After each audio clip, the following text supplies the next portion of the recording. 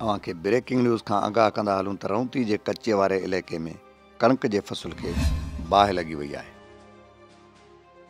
रौंती जे कचे वारे इलाइक़े में कणिक जे फसल खे बाहि लॻी वई आहे। ड्रिंक मलूकवाली जे इलाइक़े ॻोठ नूर मोहम्मद शहर में कणिक जे फसल खे बाहि लॻी वई।